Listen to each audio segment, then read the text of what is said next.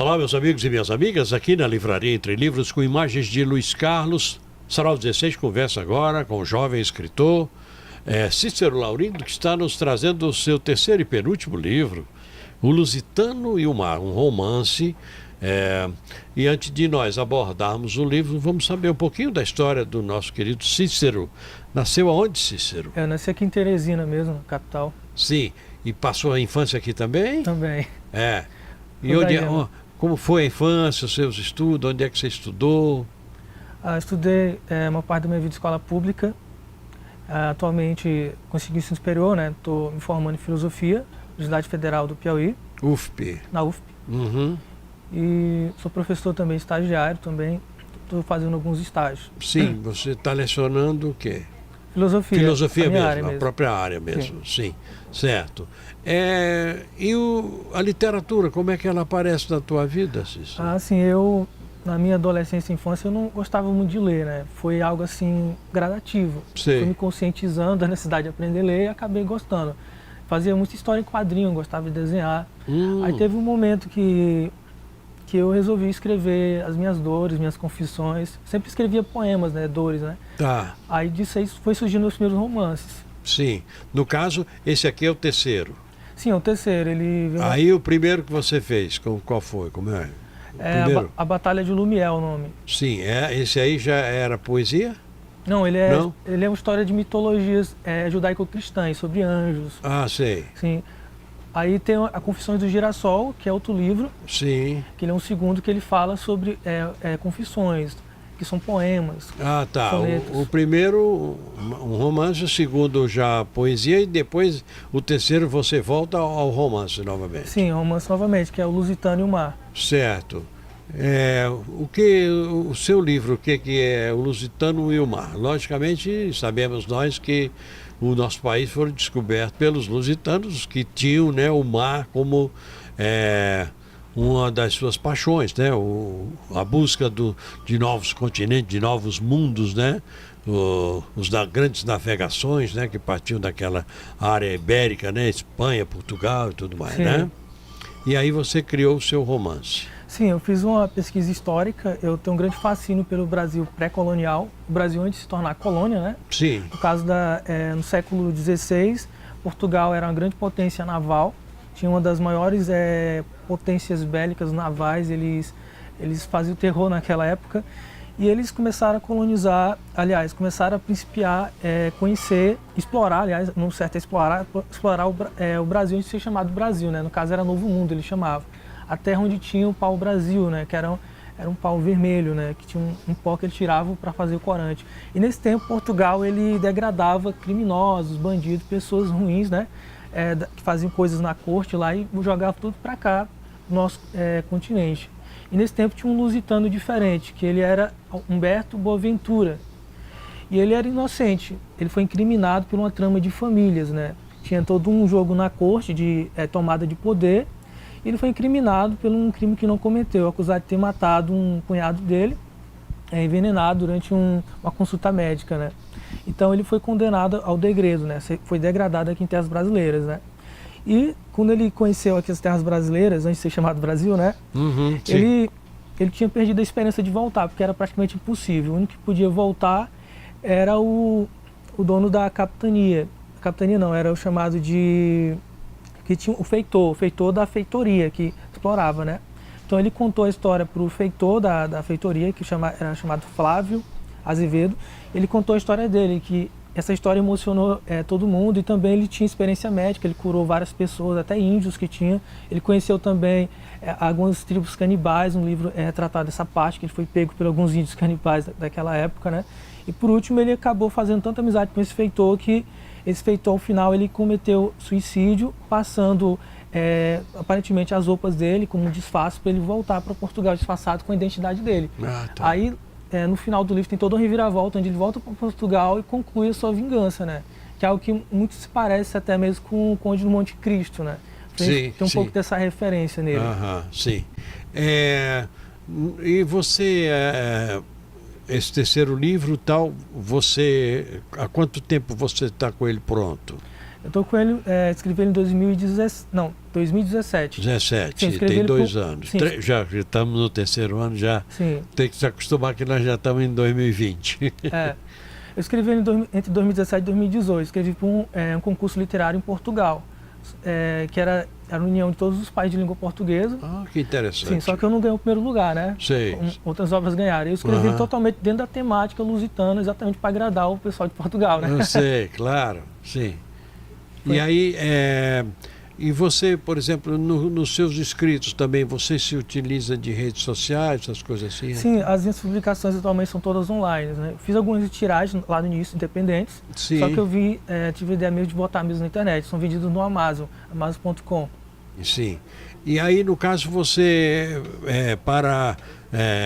você só faz, você só se utiliza da rede social somente para as suas publicações, ou você estabelece uma conversa, ou você tem alguma página que você troca informações, alguma coisa assim? Assim, eu uso o Instagram para postar algumas frases, poemas e divulgo também os livros lá. As pessoas podem estar me seguindo no Instagram, só procurar Cícero Laurindo, né? Cícero Laurindo. Sim, Cícero Laurindo. Sim. Aí elas vão ver alguns dos meus textos, alguns poemas que eu também publico, né? Também vão ter acesso também aos links de alguns sites. Tenho mais ou menos 3 blogs na internet, onde eu divulgo algumas informações literárias sobre os assuntos que eu publico. Certo. E aí, no caso dessas publicações, como é que você tem sentido resposta de público? Assim, é muito difícil no nosso país publicar um livro, exatamente porque é muito caro. Publicar impresso é muito caro, são gastos alarmantes, né? E os incentivos que nós temos são risórios, são muito pouco, né?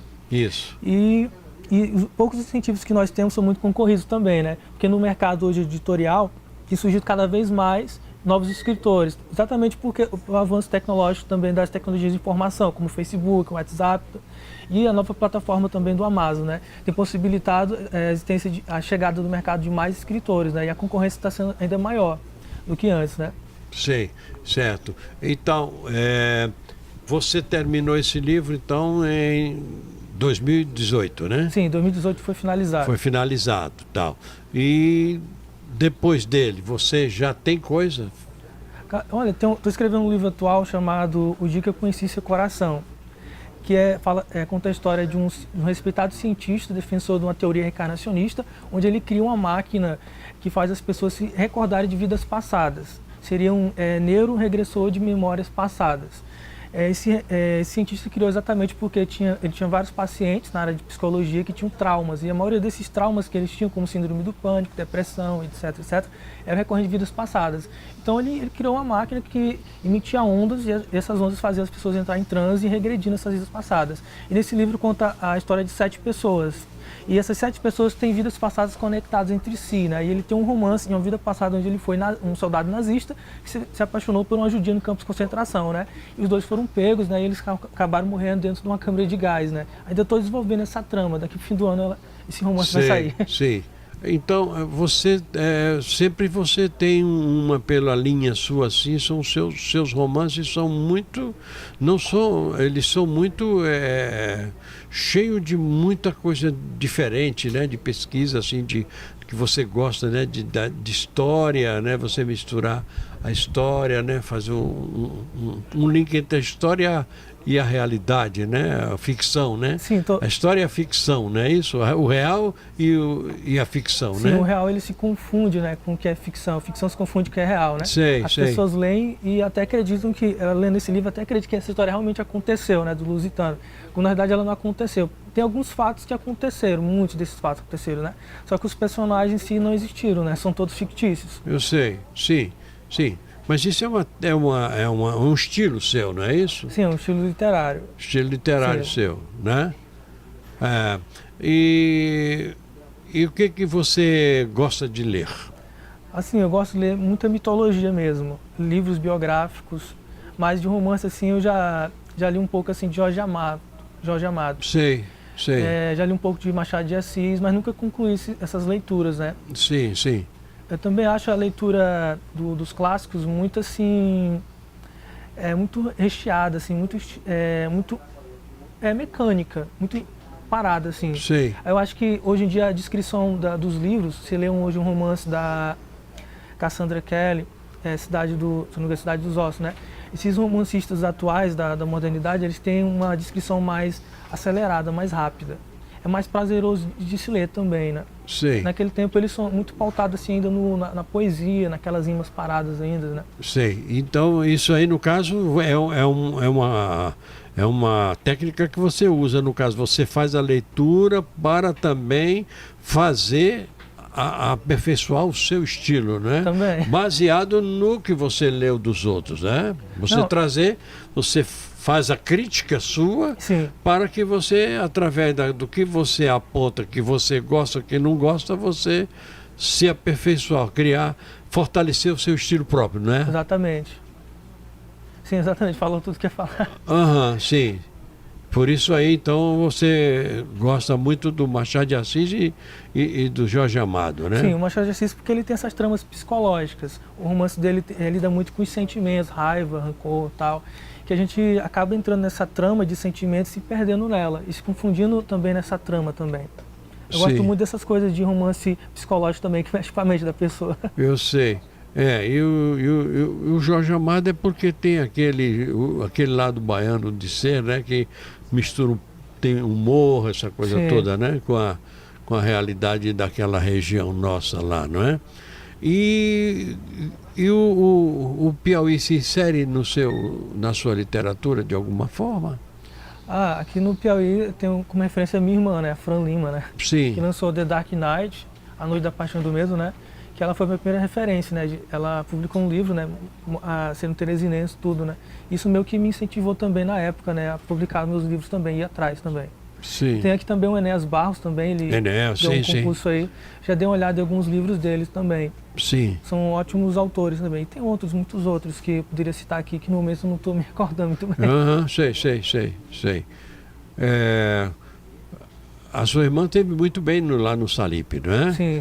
Também tem o Joca Neto também, que ele é também um ótimo escritor também. Isso. Você pretende, no caso, chegar lá no Salip, que o Salip é junho, né? Sim. Já tem alguma coisa, se você já está visando alguma coisa para lá, sim? Sim, eu estou me programando para divulgar esse livro no Salip. Esse aqui, né? Esse ano. Esse aqui. Sim. No caso, ele tem alguma editora? Não, é independente a publicação. Esse aqui, sim. Publicação assim, sua independente, sim, né? Sendo que pela UFP eu consegui o ISBN, registro dele, fiz catalográfico, tudo registrado pela UFP. Só que a editora da UFP, ela não fornece assim tiragens impressas. Ela fornece toda a parte do registro, né? Eu consegui isso tudo pela UFP. Aí a parte da impressão cabe a mim, né? Sim. Financiar. É porque lá também tem a EDUFP. Essa editora. Que é a editora da universidade, né? Que tem lá o professor Ricardo Alage. Exatamente, foi ele que deu um aval aí. Ele realmente, então ele deu uma força então para esse seu livro, né? Deu uma força para a questão do ISBN, do registro. Eu sei. Pois é. Então, a gente queria deixar aqui para você o espaço aberto para você chegar. E quando você puder e quiser, sempre que for divulgar os seus trabalhos, você conta com a gente aqui, com esse nosso programa, que a nossa função é essa, né? Divulgar as coisas da literatura, os nossos poetas, os nossos escritores, né? É a nossa missão, entendeu? Então, o Sarau 16, a TV Assembleia, estão à sua inteira disposição, desejando para você que tenha muito sucesso e que cada vez mais você vá se aperfeiçoando e melhorando a sua literatura, o seu escrito, não é? Cícero Laurindo, o Lusitano e o Mar. E de quem é a capa, Cícero? Essa capa eu fiz essa pintura, toda arte, tudo computador, arte gráfica. Foi? Sim. Criação sua mesmo? Sim, criação minha. Eu achei muito interessante, né? Porque você, logicamente, que você bota aqui eu coloquei o casal, né? Atrás, que no caso é o amor, né? Que existe aqui, né? No caso, você tem um mapa, né? Das navegações e, acima de tudo, a bússola, né? Que orienta, né? Os navegadores, não é isso? Exatamente. Muito bem. Livro e capa de Cícero Laurindo, Sarau 16, só para vocês. Bom, meus amigos e minhas amigas, infelizmente estamos chegando ao final de mais uma edição do seu Sarau 16, que eu juro que é feito com todo carinho, só para vocês. Como faço sempre, agradeço a equipe que me ajuda a fazê-lo, começando aqui pelos estúdios da nossa TV Assembleia, com o Roniel Matos, o Volmar Cardoso na câmera e a supervisão de Iomar Silva, recém-chegado de férias do Ceará. Editor do nosso programa, João Paulo Farias. Lá no Switch nós temos o Cadu, o Josimar Soares e o Guilherme. Diretor técnico da TV Assembleia, Fernando Sequeira. Diretor operacional, Jairo Araújo. Diretora-geral, Cristiane Sequef. Nosso câmara externa, querido Luiz Carlos. Presidente da Assembleia Legislativa do Estado do Piauí, deputado temício, presidente Sampaio Pereira Filho. Obrigado pelo prestígio de sua audiência. É sempre bom, mas é sempre bom demais estar com vocês. Eu vou, mas eu volto. Tchau, gente. Um abraço.